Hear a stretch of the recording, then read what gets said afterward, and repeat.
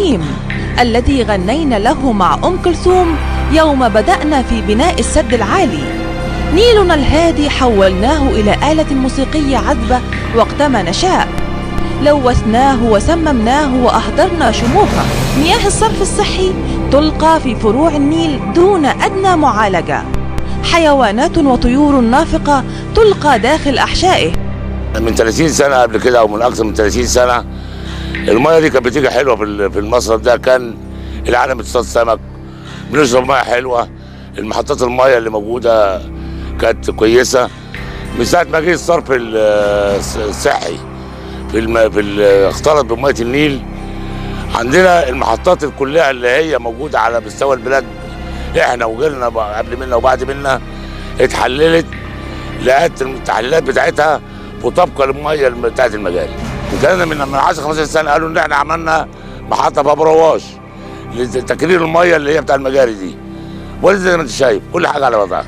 المياه دي في ناس غصب عنها بتستخدمها لزرع الارض اللي هي بحق الانتفاع اللي هي حوالين المصرف، غصب عنها بتزرع، مفيش مصدر ري ليهم غيرها من هذا المياه دي، من مياه المجاري دي. علاوه على كده ان هي مأثره على محطات المياه اللي عندنا في البلاد، علاوه على كده مأثره على المواشي اللي بتشرب منها. يعني 3/4 البهايم عندنا بتموت، ما تعرفش بتموت من ايه بسبب المياه دي. المياه دي بتختلط بمياه النيل. من 30 سنه حصل فشل كلوي بالنسبه في البلد، في مياه بالبلاد اللي بعد منا لو مشيت كده على طريق البحيره وانت ماشي تلاقي الناس بتشرب من هذه المياه دي، ولا حد عارف حاجه. ثروة سمكية تم الانقضاض عليها ونالها الانقراض، أسر تشرب وتفترسها الأمراض دون أن يحرك أحدا ساكنا. المجاري دي موت الثروة السمكية من قرية الرهاوي لغاية أبو لين، عدم الصيادين وعدم الفلاحين وعدم كله. أبويا حصل له بسبب المياه ديت فشل الكلوي وأمراض بعيد عنك من المياه دي. أنت لما بتمشي في الطريق وجاب لك ريحة وحشة، ده الريحة النهارده وحشة، احنا عايشين فيها طوال. هي دي اللي موقفة حالنا المياه المجاري دي، والصرف الصحي نازل من مصر مبوظ الدنيا هنا. يا رب ده اهي مية النيل نضاف عليها مية مجاري، حرام حرام والله.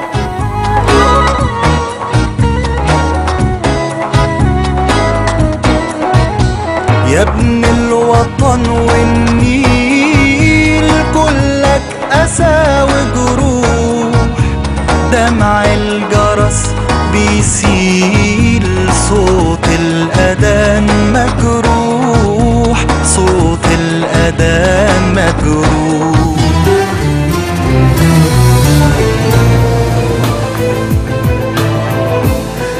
ايه الحكايه يا عم مجدي بقى؟ بسم الله الرحمن الرحيم. وجعلنا من الماء كل شيء حي. حضرتك كان في السابق ايام الخديوي اسماعيل وعملوا القناطر بتاع اسيوط، لان منسوب الجيزه والمنيا والفيوم اعلى من النيل، فعملوا قناطر اسيوط عشان يعلوا منسوب الميه امام القناطر، وفحتوا ترعه الابراهيميه وبحر يوسف عشان يغذي ال5 محافظات دول العاليين دول. طبعا. فطبعا غزوهم، وكان في السابق بنروق بالكوس كده ونشرب ونعمل شاي وكل حاجه، ايام ما كنا صغيرين وابهاتنا موجودين.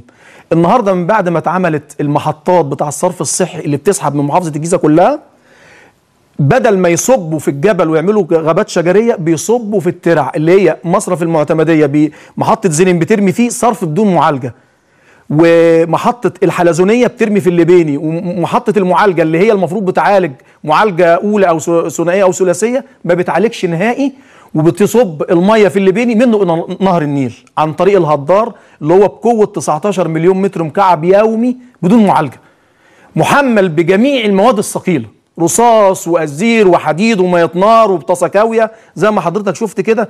الفلاحين بيزرعوا والميه مطلعه رغاوي بتاع الصرف وبتاع اللقطه دي يا امير، اللقطه يعني حضرتك ده خضار، احنا بنزرع الخضار ده وبننزله لمحافظه القاهره كلها، القاهره الكبرى، واللي بيفيد بيتصدر.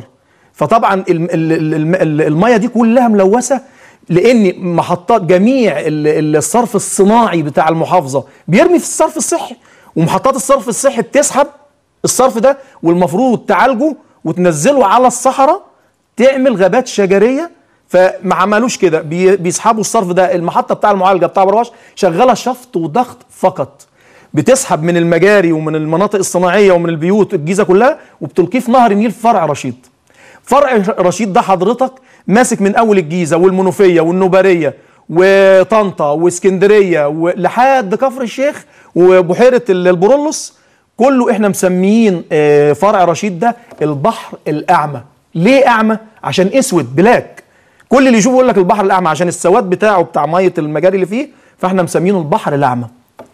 الكارثه الكبرى يا ابراهيم بيه ان محطات الصرف اللي تابعه لوزاره الاسكان بتلقي الصرف كله في النهر، والكارثه الكبرى اكتر بعد 700 متر تبدا محطات المياه، وانا بركز على المياه، تاخد بقى مياه شرب، تسحب من نهر تاني وتسقي المواطنين المصريين. دي 100 علامه استفهام كبيره بقى. يا المحطات دي بتسحب ايه وبتحل ايه؟ ده هنا الماسوره دي بتاعت ايه؟ دي حضرتك الماسوره ديت في ماسورتين جنب منها ماسوره 1000 تاني، دي بتاع محطه المحيط. محطه المحيط دي بتضخ 10% في قلب مصرف الليبيني ده، وال90% بتضخهم للحلزونيه منها الى المعالجه. المعالجه بتسحب وتضخ بس، مفيش. جميع الاسطوانات بتاعتها او الوحدات بتاع التحليه او التنقيه، اسمها وحدات التنقيه، مش فعاله. لدرجه ان احنا رحنا لرئيس الشركه قبل كده وقلنا له يا فندم احنا عايزين المحطه دي، بنسالك بس السؤال، المحطه دي هل بتعالج؟ ما بتعالجش، لان الاسطوانات كلها ما بتعالجش. فالمواد اللي انتوا بتعالجوا بيها بتروح فين؟ هل انت حضرتك بتصرفها وما احناش عارفين هي بتروح فين، ولا اساسا ما بتصرفش؟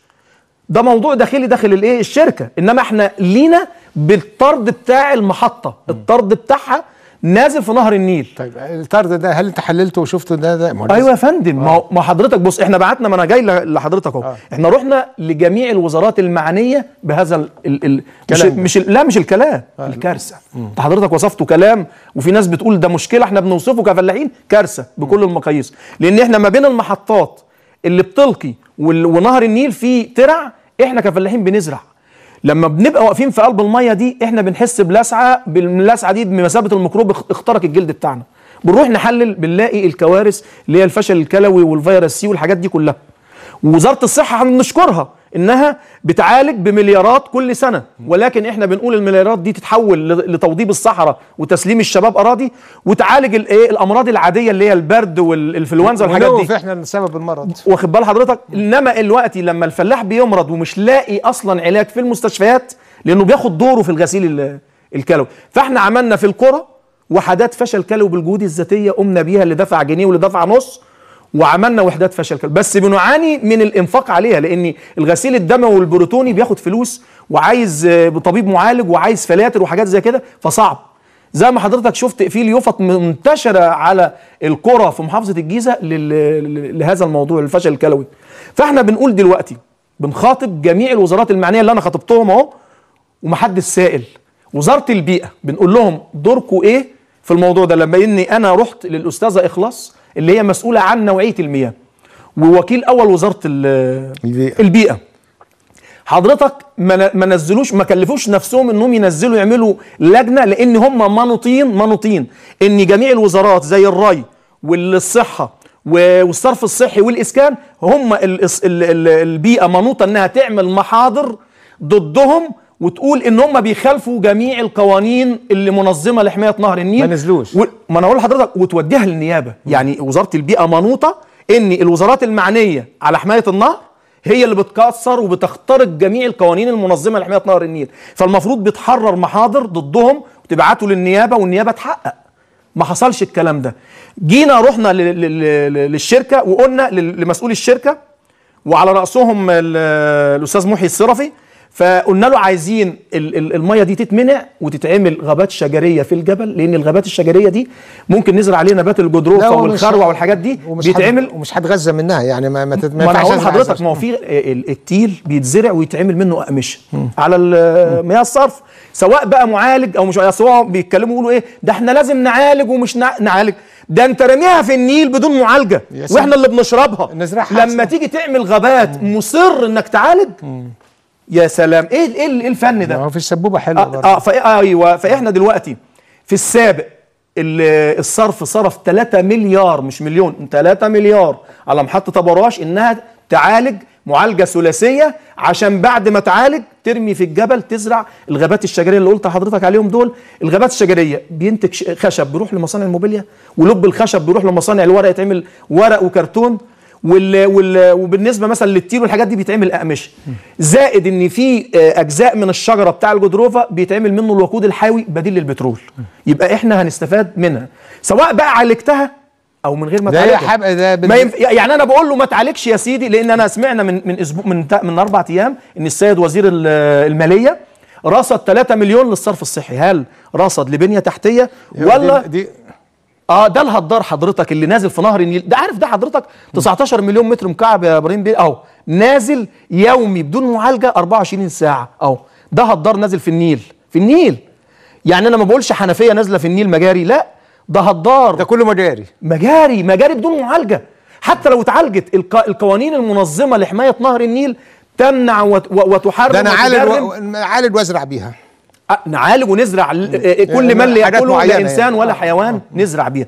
اما بقى بالنسبه لموضوع الري والصرف الصحي، انا لما رحت برضو خطبت الري وخطبت الاستاذ. طب الشركه قالوا ايه؟ بس خلينا واحده الشركه لا انت الشركه قلت لهم انتوا يا جماعه بتعلوا ولا ما بتعلوش؟ اذا كنتوا بتعلوا طب انت ما بتعلوش الفلوس بتاخدوها ما بيعالجش. ورئيس الشركه لما قال ايه بقى؟ ما انا قال لي روح للعفاريت الزرق. لما قلت له بعد ما هيتم الموضوع ده لو ما تمش والميه دي اتحولت على نهر النيل احنا هنودي الورق للنيابه، قال روحوا للعفاريت الزرق. ده كان امتى الكلام ده؟ الكلام ده بقاله يجي سنه. واخد بال حضرتك؟ واحنا بنعاني من قبل الثوره. بيني وبينك ما حدش فاحنا رحنا لوزاره الري لانها منوطه بحمايه نهر النيل طبعا. واخد بالك؟ الاستاذ علاء رشاد اللي هو مسؤول عن قطاع حمايه نهر النيل قال لي قال انت طلباتك ايه؟ قلت له طلباتي ان تنزل لجنه تعاين على ارض الواقع، وشرطه المسطحات المائيه تنزل تتعاون مع حضراتكم تمنع المهزله دي وتحرروا محضر. لان الصرف الصحي بيقول ان انتوا حضراتكم اديتوا له تصريح يرمي في النهر. قال لا احنا ما اديناش حد تصريح يرمي في النهر. بتوع الصرف الصحي قالوا لا احنا واخدين ايام الوزير محمد ابراهيم سليمان السابق، فالوقت العمليه تايهه ما بينهم وبيرموا الحمل على بعضهم. الصرف يقول ده احنا معانا تصريح والري يقول ما اديناش. احنا حضرتك هي في كلا الحالتين، لو خدوا تصريح كارثه، لو ما خدوش تصريح تبقى كارثتين. ليه؟ لان اساسا ممنوع القوانين يعني بتحرم وتجرم ان القاء مياه الصرف يعني النيل يعني انت دلوقتي البيئه رحت للست اخلاص. مين الاخلاص الاول؟ دي مسؤوله عن حمايه نوعيه المياه. ونائبه الوزير، نائبه عن وزير نائب الوزير. واخد بال حضرتك؟ وقالت لك ايه بقى؟ قالت لي احنا بتقول لي طلبات، قلت لها عايزين لجنه تنزل وتحقق في الموضوع، لانه انتوا حضرتكم منوطين ان انتوا تعملوا محاضر للوزارات المعنيه. عملت ايه؟ اللي ما عملتش. ما لحد دلوقتي هو في حد اتحقق معاه؟ ما الميه نازله هي حضرتك. يعني ما اهتمتش. طب ورحت نيجي للري. قال ما حصلش، احنا ما اديناش لشركه الصرف الصحي. طب تعالوا وقفوا ده. زائد ان هو بيعمل ايه بقى؟ الصرف دلوقتي شغال على ان ايه؟ يروح للصيادين ويجيب المسطحات المائيه. الراجل الصياد الغلبان عامل خص صغير بالغاب، بيعتبروه تعدي على نهر النيل. تيجي بقى الحمله والمراكب ويصرفوا مثلا قد كام الف ويقول لك شلنا التعديات. ده الصياد بيتدارى منها في شرد الصيف او برد الشتاء. ما علينا، يعني اعتبرها مخالفه، وبيعملوا مخالفه 1800 جنيه على العشه. مع انها هشه، ده بوس إنما ما علينا، انما مخالفه بس بقى. انت حضرتك فين من الميه اللي نازله في نهر النيل بقوه 19 مليون متر مكعب بدون معالجه، نازله بجميع المواد الثقيله، والمحافظات دي كلها بتشرب من النيل. والاسكان اللي بيسقيني، ما هو اللي بيلقي الصرف في النيل وهو اللي بيسقيني بمحطات الشرب. دي كارثه بكل المقاييس. رحنا الصحه عشان تاخد عينه، ما حدش خد عينه. الري بيقول لك انا مش مسؤول عن نهر النيل. ده مصرف ايه ده اللي قدامنا ده؟ ده حضرتك ده مصرف لا ده نهر النيل، والمصرف ده بتاع كفر حجازي نازل في النيل مباشر. المصرف ده مباشر. ما حضرتك بص، مصرف المعتمديه محطه زينين ترمي فيه بدون معالجه، ويرمي قدام محطه المحيط، ومحطه المحيط ترمي في اللبيني، والمحطه المعالجه اللي في ابراج اللي هي ما بتعالجش بترمي في قلب مصرف بركات منه الى نهر النيل. كله بيتجمع في رياح، ويجي عند رياح البحيري ينزل. بص بقى، تخيل بقى ان ما شاء الله الحكومه السابقه اللي هو محمد ابراهيم سليمان عمل حركه حلوه، بيجي عند رياح البحيري وينزل بالمجاري دي بصحاره. الله، طب ما رميتش طف رياح البحيري ليه؟ لا ده بينزل بيه لانه معكر وبيسقي زرع بس، بينزل بقى بصحراء ويطلع يرمي في نهر النيل في فرع رشيد. فرع رشيد ده بقى لان عليه 7 محافظات بيشربوا ويزرعوا وياكلوا منها. بحيره البرولوس بيقولوا الثروه السمكيه انقرضت. ليه؟ مفيش الا القرموط لانه بيتربى على المخلفات والحاجات اللي هي العفنه. ليه؟ 60 نوع من الاسماك انقرض بسبب القاء الصرف الصحي اللي نازل في نهر النيل. هو الصياد كان بيقول كان بيقول ما عادش سمك. حضرتك احنا رحنا للباشمهندس محمد، يعني انا لما رحت الاستاذ علاء رشاد رئيس حمايه نهر النيل، فقال لي طلبات، قلت له انا عايز لجنه تنزل وتحقق وفي نفس الوقت الناس دي تعمل لهم محضر واظهروا التصريح اللي انتوا اديتوه. قال انا ما اديناش، وبعدين انا مش هوعدك ان لجنه تنزل. خرجت من مكتبه غضبان ورحت للباشمهندس محمد عبد المنطلب، ده وكيل اول الوزاره. فقال لي، قلت له انا عايز لجنه تنزل وعايز وزاره الري تقوم بدورها. تقوم بدورها. قال لي بقى لاني اما انا جاي لحضرتك اهو، لاني لما رحنا للصرف الصحي انا قلت له لرئيس الشركه، قلت له يا فندم انت دورك ايه بعد ما عملنا؟ لان انا مديله كذا شكوى. قلت له الشكوى الاولى لما اديتها لك انت ما اتحركتش بيها ليه؟ وقلت كتبت مذكره وبعتها لوزير الاسكان وقلت له انا عندي حل 50% كشركه، والوزاره هتقرا الشكوى هيقول لك طب انا عندي، هيرد عليك يقول لك عندي 20%، يبقى 70. السيد الوزير الاسكان يبعت لرئيس الوزراء ويبحث الشكوى يلاقيه عنده 20%، وصلنا 70 او 80، يبقى احنا حلينا. انما هو لا كتب مذكره للسيد وزير الاسكان ولا صعدها للسيد رئيس الوزراء ولا حد عمل حاجه. نرجع لموضوع علاء بيه رشاد او محمد عبد المنطلب الري. قال لي، قلت له عايزين ننزل لجنه عشان يعني انتوا حضراتكم مسؤولين عن حمايه نهر النيل خلاص بقى عشان تلحق تقول كل حاجه. يعني رحت له قلت له المشكله. قال لك ايه؟ لحد ما قال لي حاضر هننزل لجنه. ما نزلتش. فاحنا دلوقتي بنطالب وزاره شؤون البيئه تقوم بدورها، انها تحرر محاضر لجميع الوزارات المتقاعسه عن انها تلقي مياه الصرف الصحي في النيل، وتوديها للنائب العام وللنيابه. النيابه تنزل تحقق، وانا موجود اهو، تعالوا اوريكم على ارض الواقع. لاني في لجنه نزلت من البيئه، بتوع الصرف الصحي ضللوها. بتاع البيئه اتصل عليا بيقول لي احنا دلوقتي موجودين عند محطه الحلوزه. قلت له محطه الحلوزه دي بتشفط من محطه وتدي محطه، اما انا عايزك تروح عند محطه المعالجه عشان هي اللي بتشفط من المحطات كلها وتنزل في النيل. فقال لي طب هي فين؟ وصفت له عشان يروح، لان هم ما ضللوه بتوع الصرف. لان السيد وزير الاسكان رد عليا في الشكوى اللي انا وديتها له، والشكوى دي راحت لمين بقى؟ راحت للصرف الصحي. طب انت يا السيد وزير الاسكان هتدي للصرف الصحي، الصرف الصحي يا ابراهيم بيه هيدين نفسه؟ قال لك ده الحياه حلوه ونسبه الامونيا بس اللي عاليه، ده انا بنتكلم في نسبه رصاص وحديد وصودا وبطاس ولا بدنجان. انا مجاري، انا مالي. ايوه حضرتك، ده الرد بتاع وزاره الاسكان. قالوا ايه بقى؟ قالوا ان نسبه الامونيا عاليه. ليه؟ لان هو قال في الطلبه، وقال ان انا بعت الشكوى للصرف الصحي، لشركه الصرف الصحي، والصرف الصحي قال ده نسبه الامونيا عاليه. ما يعرفش ان في خراب، الناس بتموت والسمك مات والدنيا خربانه. ما هو الصرف الصحي مش هيدين نفسه، عمره ما هيدين نفسه يا ابراهيم بيه. لازم من مين اللي يدينهم؟ وزاره البيئه تكتب تقاريرها وتصعدها للنيابه، ووزاره الري تجيب المسطحات المائيه وتغلق هذه المياه فورا. لان احنا دلوقتي الشعب المصري زي ماسك كابل كهرباء طيار عالي، كلنا متكهربين وهنموت. لازم المياه دي تنفصل عن نهر النيل وتتحول للصحراء، تزرع غابات شجريه هتخدمنا برضه. المياه دي تبقى نظيفه، الشعب المصري يبقى اصحاء ما عندهمش امراض. لان المليارات دي بدل ما نصرفها على الفشل الكلوي والكبدي تطلع على الصحراء، توضب صحراء. الناس اللي هم عاملين اعتصامات دلوقتي والشباب، ما حد سأل نفسه بيعملوا ليه؟ لانهم ما تعينوش وما اشتغلوش وما استلموش ارض عشان يبقى عندهم انتماء للبلد. انا بخاطب السيد رئيس الجمهوريه، خلي الشباب دول يستلموا ارض في الصحراء، ويعملوا توضيب الصحراء ده مشروع قومي لمصر، عشان الشباب دول يروحوا يستلموا ارض ويزرعوا غله بدل ما نستورد من روسيا واوكرانيا. صدقني هيبقى لهم انتماء لمصر، وفي نفس الوقت صحتهم اللي بيفتروا بيها على الخلق هيفتروا بيها على الزرع. واداك الساعه لما واحد يقول له تعالى اعتصم، يقول له انا مش فاضيلك، لانه مهدود. طيب هو مهدود. عايز اسالك سؤال. اتفضل. دلوقتي حاليا بالزرع دلوقتي غصب عنكم عشان الميه بقت مشكله دلوقتي. زي ما حضرتك شفت، احنا ما بين المحطات اللي بتلقي في النيل والمحطات الصرف في جزء زراعي. الجزء الزراعي ده احنا كنا الاول بنسقي منه، بنشرب منه، بنعمل منه شاي.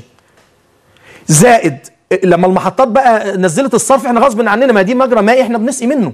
فتلوثت غصب عن الفلاح بيسقي منها. زائد الميه يا ابراهيم بيه ان المفروض المجرى المائي ده لازما يتبطن، عشان المياه الجوفيه بتتسرب وبتغذي المياه الجوفيه كلها. يعني نهر النيل لما يتلوث والمياه الجوفيه تتسرب، انا لما فلاح اجي ادق طرمبه حبشي وتسحب ميه، بتسحب ميه ايه؟ ده ايه ده؟ دي حضرتك بص الرغاوي دي دي في قلب الارض اهي، او بيزرعوا في خس وفي بقدونس وفي شبت. ميه بص الخرطوم طالع من الترعه اهو شاف الرغاوي بقى دي كلها. لا دي مش رغاوي، دي مجاري. أنا دي مجاري بقى فيها بقى صودا كاويه وبطاطس. لو ميه عاديه ما تعملش رغاوي، بس بالراحه شويه. بس استني هنا يا اميره على الصوره دي كده، استني ثبتها لنا يا اميره. ايوه لو دي مش نفره، يعني دي مش الفوران بتاع الميه. لا دي لو ميه عاديه كانت هتعمل الميه العاديه بتبقى ميه عاديه. دي حضرتك عشان المواد الثقيله موجوده فيها بكثره، فبتعمل كده بترغي ويبقى فيها صاف وصابون والمجاري كلها، لان الصرف الصحي كله والصرف الصناعي بتاع الجيزه بيصب في المجاري، ومحطات المجاري تسحبه وترمي في النيل. طيب المحطه الاخرانيه اللي محطه المعالجه ديت الاخرانيه اللي بتاخد من كلهم وترمي في البتاع ده. ايوه بينها وبين اقرب ظهير صحراوي هنا على بعد قد ايه؟ هي وراها الظهير الصحراوي، محطه ابو رواش وراها صحراء ابو رواش وراها على طول. ايوه احنا بنقول ايه المقترح بتاع النقابه العامه للفلاحين؟ المصرف ده يروح على هناك على طول. احنا بنقول حضرتك ايه؟ بنقول ان يتعمل انبوب خرساني مغلق تحت الارض ويمد للصحراء عشان يزرعوا الغابات الشجريه دي، لان وزاره الزراعه مقصره، لان فيها اداره اسمها اداره التشجير مقصره، ما عملتش اي غابات شجريه ورا محطه ابو رواش. المجاري بتصرف على النيل على طول. فاحنا بنطالب وزاره الزراعه انها تعمل الغابات الشجريه في الظهير الصحراوي على طريق الواحات كما مخطط من السيد رئيس الجمهوريه السادات، لانه اول ما جه خد قرار بانشاء مدينه 6 اكتوبر كان كاتب من ضمن القرار، وهوريه لحضرتك دلوقتي، انا معايا صوره منه، اني لابد ان انشاء غابات شجريه على محطات الصرف الصحي بعد معالجتها ثلاثيا، لان القوانين تمنع وتحرم وتجرم القاء في اي مجرى مائي احنا بنشرب منه او بنزرع منه او بناكل منه. ففي رابطه اسمها رابطه منتجي نبات الجدروفه بعتوا لنا اوراق. اصل انت عارف النبات ده أيوة اللي انت يعني اولا هو مش عايز معالجه، مش عايز، ده هو يعني صحته بتيجي، النبات ده صحته بتيجي وما شاء الله بيعمل الكلام ده كله عن مياه المجاري. دي نمره واحد. احنا يمكن بنعالج عشان ايه؟ عشان اللي بيشتغلوا، عشان اخواننا الفلاحين ما يتعبوش. دي نمره واحد. فتعدت ما عدتش مفيش مشكله. نمره اتنين هو الانتاج بتاعه، الانتاج بتاع الفدان ده بيعمل $20,000 في السنه. ايوه عشان بينتج وقود حيوي.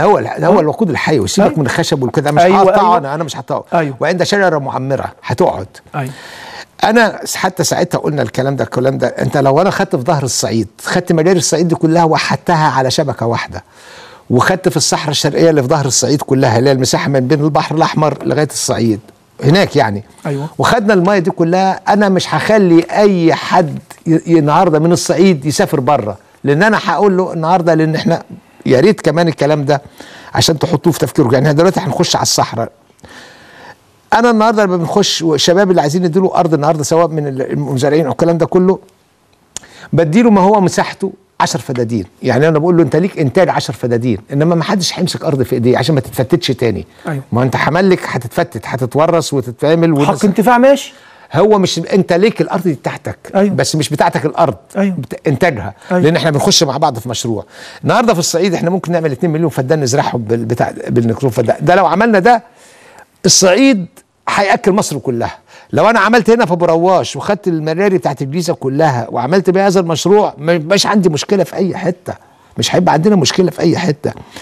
انا ما اعرفش هل المشروعات الكبيره اللي بتحل مشاكل البلد وبتحل مشاكل الفلاحين وبتحل مشاكلنا كلها في حد بيقول لنا ما تعملوهاش؟ بالظبط كده. احنا شايفين عرقله. يعني احنا شايفين عرقله في عرقله. يعني احنا عايزين. هل الرمي النهارده، يعني خدني على قد عقلنا، هل تفتكر النهارده الرمي المجاري في النيل ده هل ده حاجه صدفه، ولا المطلوب النهارده ان المصريين صحتهم تبقى عدمانه؟ برضه انا مش فاهم. يعني انا شخصيا بوجه اتهام، لا هذا الموضوع فيه حاجه عمديه، ان النهارده المصريين تبقى صحتهم كده وشوفوا بقى الفشل الكلوي، ربنا يحمي الناس ويا رب كل الناس ويشفي كل مريض. فشل الكلوي شوف عامل في الناس ايه، ده مطلوب. يا فندم مش كانوا بيقولوا ده الحكومه السابقه بتقفل مصانع وشركات؟ لا انا بقول كانت بتدمر الشعب المصري كله، لان المجاري دي نازله من ايام محمد ابراهيم سليمان وزير الاسكان الاسبق، وبعتنا له اكتر من شكوى ما كانش بيرد علينا. فالنهارده بعد الثوره الامور مفتوحه وبقدر اتكلم مع حضرتك. انا لولاش الثوره والشباب اللي هم يعني استشهدوا ما كنتش هاجي اقعد مع حضرتك واتكلم بحريه.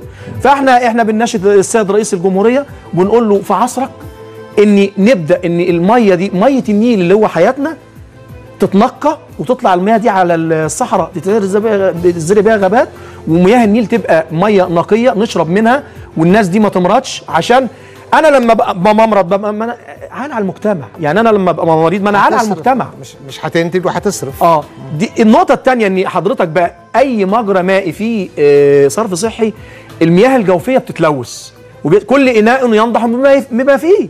فانا دلوقتي لما يبقى الترعه مليانه صرف صحي بتغذي التربه الجوفيه كلها، اجي ادق طرمبه حبش عشان اشرب منها بشرب مجاري، اجي ادق طرمبه بير ارتوازي عشان اروي الارض لاني الميه برضه جايب مجاري. يبقى المشكله من جميع الاتجاهات وبايدينا الحل، يعني احنا بايدينا الحل. فاحنا بنطلب من السيد وزير الماليه من 3 ايام اعلن ان في 3 مليار جنيه لتطوير محطه ابو رواش. هل هتتطور وترمي في النيل برضه بعد المعالجه عشان القوانين بتمنع كده، ولا هتطلع على الصحراء عشان تعمل غابات ونطهر النيل من التلوث؟ هقول لك على اقتراح بس بعد الفاصل. اتفضل.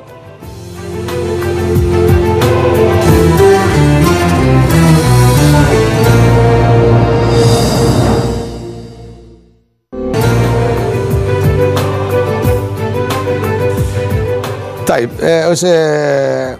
استاذ مجدي، انا هقول لحضرتك على حاجه وانت نقيب الفلاحين في الجيزه. النقابه بتاعتكم فيها كام واحد؟ فيها اعداد كتيره يعني. عدد كتير. انا دلوقتي في هذا الوضع ان احنا وصلنا فيه، هذا الموضوع اتفتح. انا يعني ايه، مش انا شخصيا مش هسكت عنه. وانا مولود وزير البيئه جديد، لسه ماسك بقالوش فتره طويله في الفتره اللي فاتت في الحكومه ديت ويمكن لسه بس انا يعني ما اعرفش هيوصل له الكلام ده، وما كانش هيوصل له انا هوصله له شخصيا. أيوة. يعني اللي هو الوزير خالد فهمي، فهو راجل الدكتور خالد فهمي. الدكتور خالد فهمي انا بعتقد ان ما كانش كده، انا في تقديري النهارده ما اعرفش انت في تصورك انت في تصعيدك لهذه المساله هتعمل ايه؟ انا الاستاذه اخلاص كانت من قيمه اسبوعين عاملين ندوه في كليه رياض الاطفال في الدقي، وكاتبين عنوان الندوه النيل تلوث النيل بين الحقائق والشائعات. انا بسالها يا استاذه اخلاص، هل تلوث النيل ده شائعات؟ التلوث بتاع النيل ده شائعات؟ ما رحتيش حضرتك شفتي المحطات بترمي فين وانت عارفه؟ وانا بعت لك الشكوى بتاعتهم ومديها الكروكي بتاع المكان. يعني اي مكان رحت قدمت فيه مذكره مقدم لهم كروكي للمحطات والدخلات والخارجات بتاع المحطات، لدرجه ان رئيس الشركه بتاع الصرف الصحي لما جه في مره رحنا عشان نوري له الوحدات اللي هي غير فعاله بتاع المعالجه، فبيقول ايه احنا دلوقتي واقفين في محطه المحيط، وهو كان واقف في محطه الحلزونيه. قلت له يا فندم احنا واقفين في محطه الحلزونيه، مش عارف لا اسماء المحطات ولا عارف الدخلات والخارجات بتاعتها. طب يعني رئيس شركه مش عارف هو واقف في محطه ايه والدخلات ايه؟ طب يبقى العمليه سلطه. اللي جاي ايه يا استاذ مجدي؟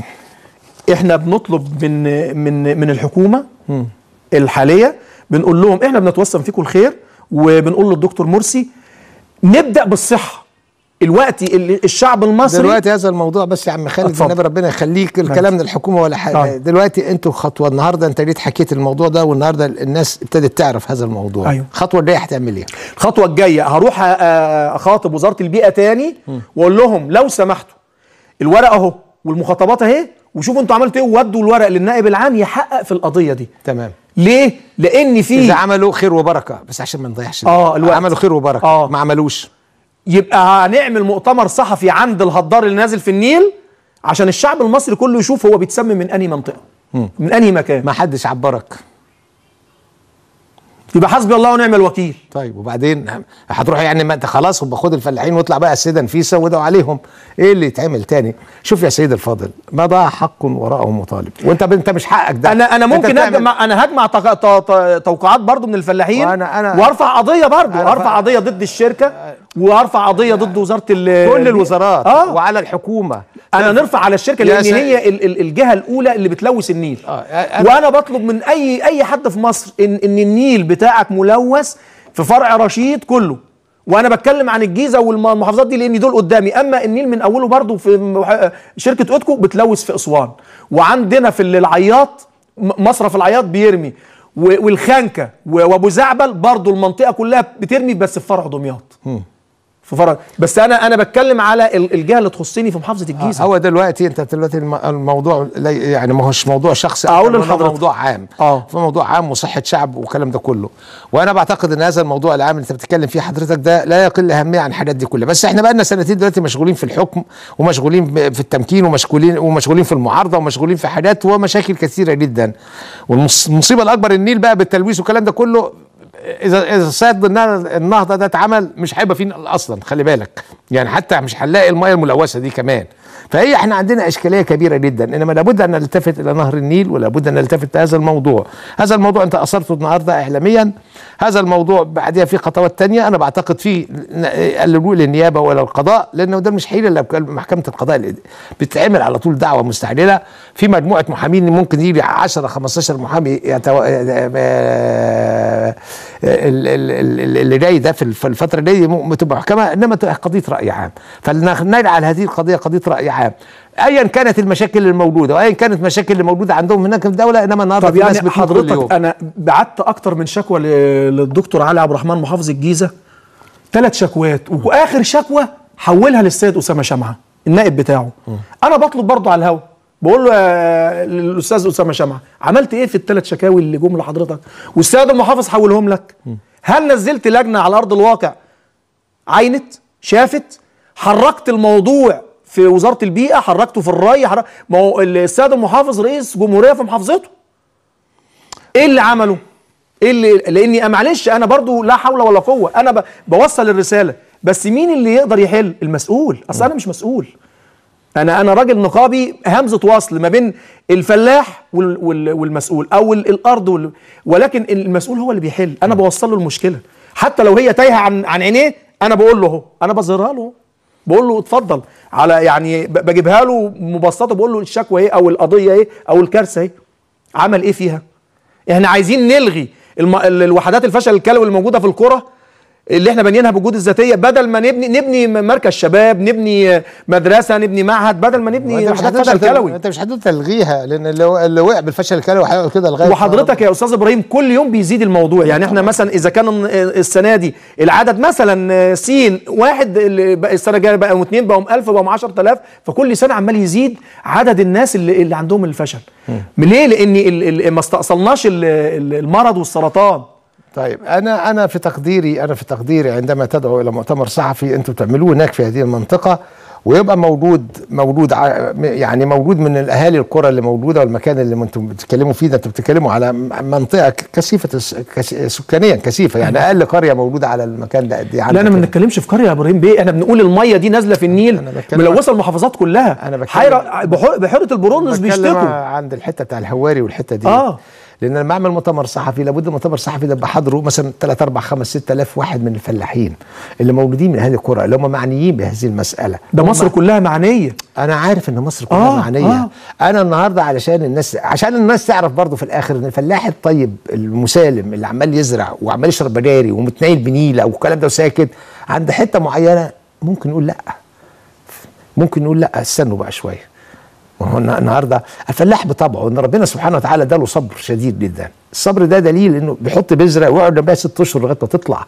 فشوف الصبر قد ايه والجلد قد ايه والتعب قد ايه في شتاء ولا في صيف والكلام ده كله، عمال يستحمل وعمال يديها اسماد وعمال يديها مبيدات عشان الدوده اللي جت تاكلها ومش عارف ايه، فعنده الصبر شديد. حضرتك ممكن السيد المخرج يجيب اللقطه بتاع الهدار اللي نازل في النيل القوي ده؟ فهو عند الهدار ده انا بعمل ده وبعمل ده، بس الناس اللي هناك بقى بتقول احنا هنا حد هيبص لنا، احنا جزء صغير نريدنا من اللي مأذي من هذه المساله، انما في ملايين مأذيين من هذه المساله المصريين. نيابه عن الملايين دول احنا بنقول لكم احنا اهو. فكان ده احنا الاول بنبتدي بنتكلم نشوف ايه اللي هيتم في هذا الكلام. اذا احنا هنبلغ اخواننا في وزاره البيئه، اذا وزاره البيئه ما اتحركتش، واذا اخواننا في وزاره الري ما اتحركوش، واحنا يوميا هنتكلم في الموضوع ده وهنجيب مسؤولين ونكلمهم ونشوف ونثبت هذا ونشوف. بس اواجههم عشان المسؤول يا ابراهيم بيه، ما هو المسؤول ما راحش شاف الهدار ده اللي نازل في النيل مش مصدق، حتى لو حد قال له هو ما بيصدقش، يقول لك لا وده كلام. لا احنا عايزين نوريه على ارض الواقع والطبيعه. الحاجه الثانيه احنا عايزين ناخد عينه من الهدار اللي نازله ديت وعايزين نعملها تحليل. انا هنعملها على حسابي انا، هنعمل هذا الكلام عشان بس بنكمل، لان القضيه خلاص اتفتحت مش هتتقفل. بالظبط، خدت بالك، ونمشي في هذا الموضوع حمايه لملايين المصريين. بالظبط. انت عارف حضرتك الهدار اللي نازل ده اللي هو بقوه 19 مليون متر مكعب نازل بدون معالجه يومي. لو الميه دي حلوه وما فيهاش صرف صحي كنا طبعا كانت هتبقى شغاله على طول، مش عايزين نلغيها ولا نوديها صح. انا كنت هتروح للسيد وزير الكهرباء واقول له تعالى اعمل دراسه جدوى واعمل توربونات تولد كهرباء على قوه الميه، لانه قوي وممكن يتعمل عليه توربونات تولد كهرباء تولد وتغذي محافظات، لانه 19 مليون متر مكعب هدر يومي في النيل. هو كل يوم 19 مليون يا فندم، شغال 24 ساعه. لا هو يومي. يومي. ومين اللي مديك الرقم ده؟ اللي بتوع الصرف الصحي انا عارف منهم انهم بيلقوا. ليه بقى؟ لاني قلت لهم السيد عمرو الوحش لما كان موجود، قلت له بيقول لي ده مش 19 مليون، قلت له عد حضرتك محطات الميه اللي على نهر النيل في الجيزه بتسحب قدرتها قد ايه، واحسبهم بيطلعوا صرف من الناحيه الثانيه. يعني محطه الوراق والهرم ومحطه المنيب عد المحطات اللي على نهر النيل بتسحب ميه عشان تسقينا وبتتحول لصرف صحي، عدهم كم مليون متر مكعب يومي، ادي عدوا 19 مليون. ما ردش عليها في السؤال ده. ان شاء الله يكون كوبايه. انا دلوقتي لو واقف عند كوبري قصر النيل يا ابراهيم بيه ولقينا حنفيه مجاري نازله في النيل، ده الدنيا تقوم. لا انا بقول لي بقى الشعب المصري عند الهدار نازل رياح نازل في قلب نهر النيل. بص بقى النهر النيل تلتين ميه والمجاري نازله تلت، يبقى تلتين وتلت. تلتين وتلت، تلتين ميه وتلت نازل مجاري. ده يرضي ربنا؟ هل ده يرضي ربنا؟ أنا دلوقتي إحنا هنبقى على اتصال في هذا الموضوع. هذا الموضوع مفتوح. أنا كل يوميا إذا أراد ربنا يعني وعشنا يوميا في كل حلقة هتكلم عن هذا الكلام، وهنستضيف السادة المسؤولين وهنجيبهم تليفونات، وأي حد حتى لو كان كده بنجيب تليفونات ونجبرهم إنهم يروحوا. وحضرتك أنا واجههم، أي حد عايز يجي أنا واجهه. يعني أي حد دلوقتي عايز يواجه أنا مستعد للمواجهة. هو عشان وقتنا خلص بس، انما انا عايز اقول ان الموضوع مش حلقه وفاتت، انما احنا فتحنا موضوع ربنا يسهل ان شاء الله يا رب، ولن يغلق الا باصلاح هذا الكلام، لان ده الحل مصر. دي مصر يا استاذ ابراهيم، مصر. ويعني ربنا يصلح الاحوال يا رب. وانا بشكرك على اهتمامك في قضيه عامه زي ديت، مش قضيه خاصه، وربنا يصلح الاحوال في ظل اللي احنا فيه ده كله باذن الله. شكرا للاستاذ مجدي ابو العلا نقيب فلاحين في الجيزه. بشكرك. شكرا يا فندم، واشكرك على الدعوه الكريمه. ربنا يخليك. بشكر حضراتكم وتصبحوا على خير.